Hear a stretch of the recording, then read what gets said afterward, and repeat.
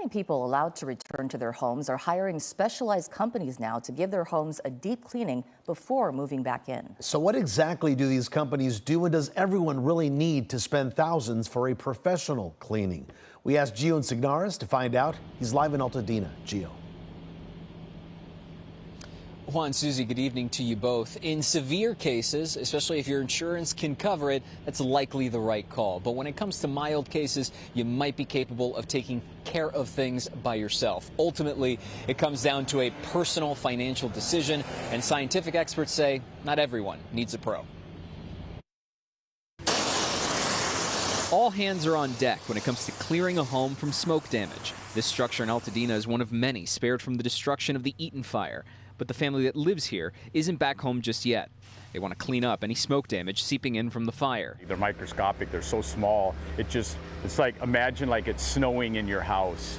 Like snow, but it's all soot and ash. Steve Carlisle is a ServPro franchise owner based in San Diego, but he's done restoration work across Southern California and has been called back once again following the latest fires. He says this kind of smoke damage work ranges from mild to moderate to severe. In this case, the home is mild, but even that still requires about 5 to 6 days worth of work before the house gets the all clear. You cannot put the cart before the horse. Yeah, it has to be methodical. Everything has to be thought out. A crew of about 12 people are spread throughout the house, scrubbing every nook and cranny to deal with the odor and particulate damage inside.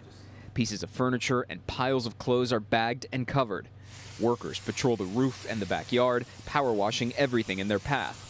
The insulation and heating and air conditioning system are also ripped out just to make sure nothing is left untouched.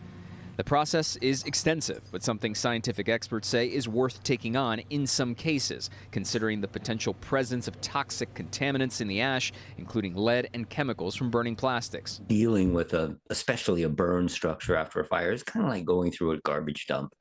And you don't know what's in there, and you don't know how dangerous it is.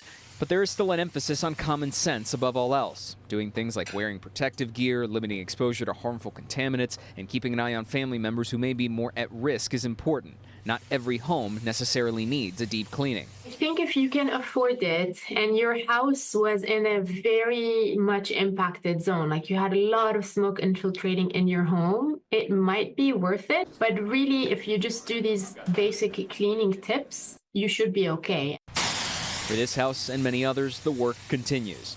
A business, but one where it also feels like a calling in this time of need. We're trying to take on as many jobs as we can. We don't have to come up here, and we tell the insurance we would love to come up and help out if we can make a difference.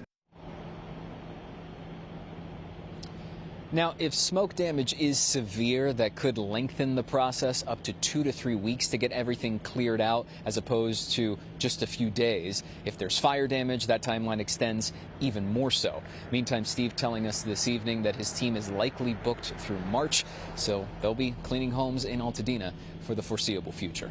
Reporting from Altadena this evening, I'm Gio Insignares, KCAL News. All right, thank you, Gio.